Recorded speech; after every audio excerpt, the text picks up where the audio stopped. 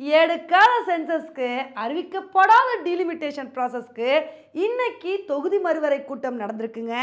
இன்னைக்கு நம்ம வீடியோவில் இந்த ஒரு விஷயத்தை பற்றி தான் பார்க்க போகிறோம். இன்னைக்கு தமிழக முதல்வர் ஸ்டாலின் அவர்கள் தலைமையில் தொகுதி மறுவரை கூட்டம் நடந்திருக்கு.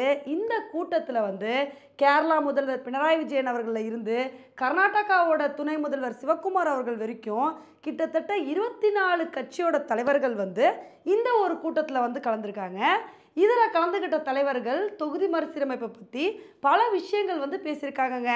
இந்த கூட்டத்தோட முடிவில் கடைசியில் 3 தீர்மானங்கள் கொண்டு வந்திருக்காங்க. என்ன சொல்லியிருக்காங்க அப்படின்னா, இந்த தொகுதி மறுசீரமைப்பு ப்ராசஸை இப்போ ஸ்டார்ட் பண்ணக்கூடாது, 25 வருஷத்துக்கு இந்த டீலிமிட்டேஷன் ப்ராசஸை ஒத்தி வைக்கணும் அப்படின்னு இந்த மாதிரி ஒரு தீர்மானம் கொண்டு வந்திருக்காங்க.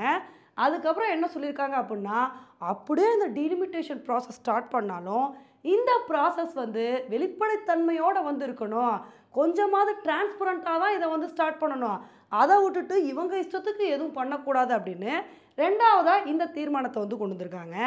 மூணாவதாக என்ன சொல்லியிருக்காங்க அப்படின்னா, டீலிமிட்டேஷன் ப்ராசஸ் எப்போ ஸ்டார்ட் பண்ணாலுமே 1971 சென்சஸ் பேஸ் பண்ணி தான் ப்ரொபோஷனேட்டாக சீட்ஸை இன்க்ரீஸ் பண்ணணும், அதை விட்டுட்டு இப்போ மக்கள் தொகை கணக்கெடுப்பு எடுத்து அதை வச்சு இந்த டீலிமிட்டேஷன் ப்ராசஸை பண்ணக்கூடாது அப்படின்னு இந்த மாதிரி ஒரு தீர்மானத்தை கொண்டு வந்திருக்காங்க.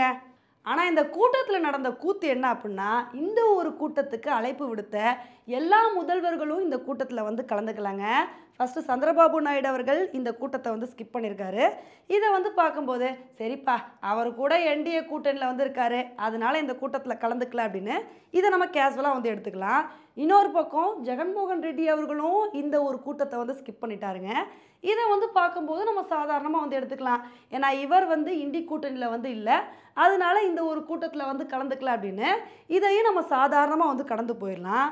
ஆனால் இன்னொரு பக்கம் என்ன அப்படின்னா, மேற்கு வங்காள முதல்வரான மம்தா பானர்ஜி அவர்கள் இந்த கூட்டத்தில் கலந்துக்கவே இல்லைங்க. இப்போ இதுக்கு தான் பல பேர் விமர்சனம் பண்ணிட்டு வந்துட்டுருக்காங்க.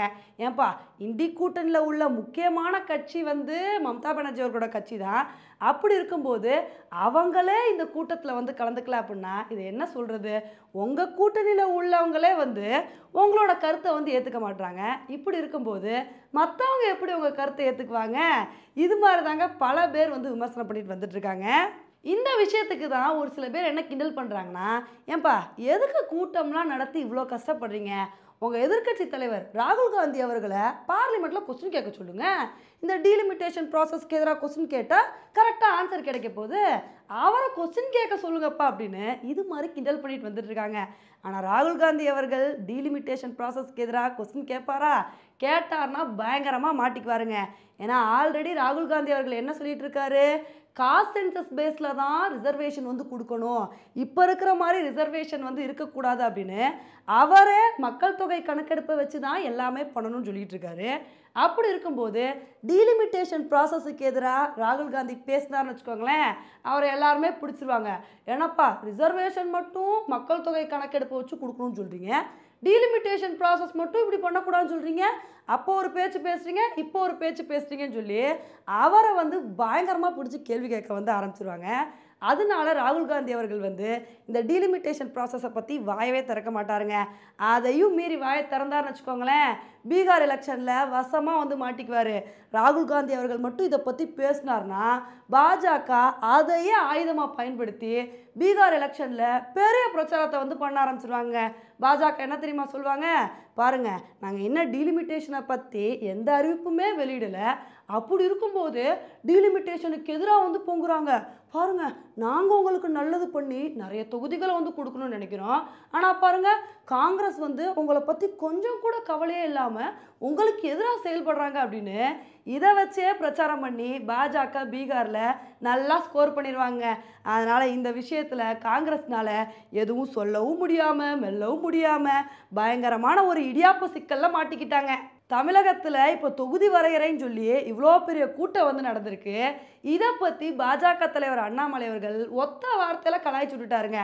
அவர் என்ன சொல்லியிருக்காரு அப்படின்னா, வழக்கம் போல் நாடகம் தானே ஆடுறீங்க, எப்போவுமே நீங்கள் மட்டும் நாடகம் ஆடிட்டு இருப்பீங்க.